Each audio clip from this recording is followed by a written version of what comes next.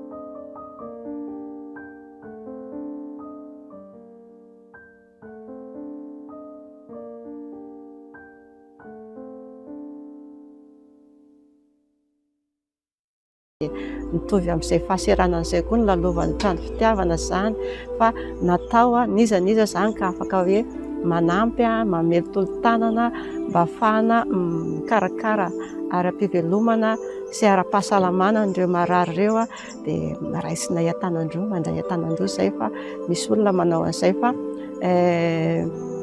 ny tena hoe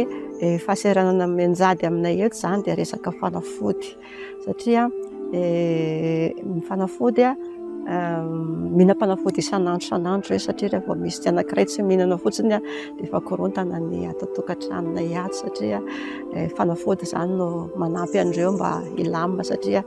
marary saina, arety saina no karakarainy eto dia eo koa ilay fahasembanana ara-vatana mavesatra ka raha tsy misy fanafody dia tena fahasairanana.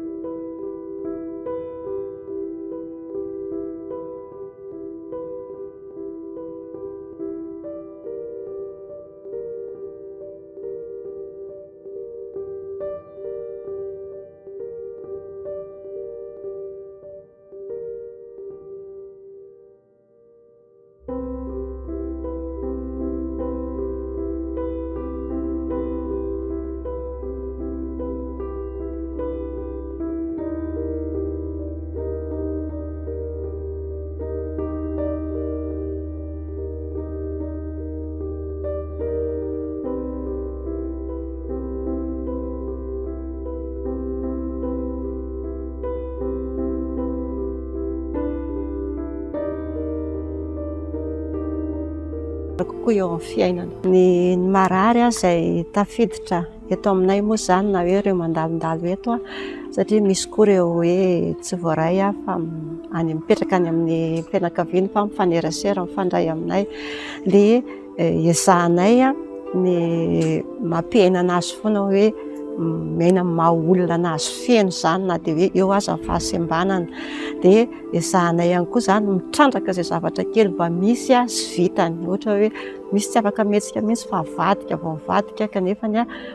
mila vavaka izy ary mitondra an'izay amin'ny alalan'ny fivavahana dia manao asa-pamonjena izy. Dia misy mahavita zavatra kely manampy namana, ohatra hoe mamahana,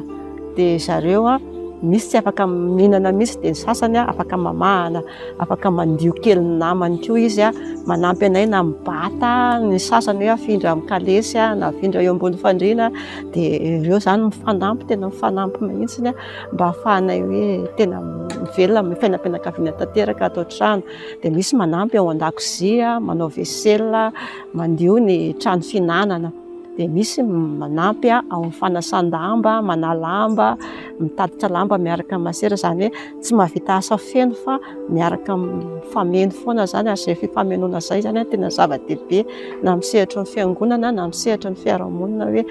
rehefa manana asa zany ny olona iray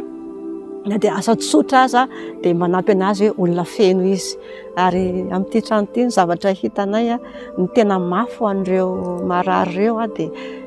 ohatra zavatra fanaony ka alanao aminazy, ary ohatra hoe sazy lehibe ho anazy izay. Dia ohatra hoe manao ditraditra kely izy dia hoe ny asanao tsy ataonao zany fa ianao ohatr'izay, zavatra tena mafy ho anazy izay hoe esorina tamin'ny asa ataony zany, sy hoe mahazatra fa rehefa hoe eto ity zavatra ity mipetraka dia manaja an'iny izay, satria eo foana iny, satria ohatran'izay zany fomba nampiazanay anazy. Dia ny asa ataony zany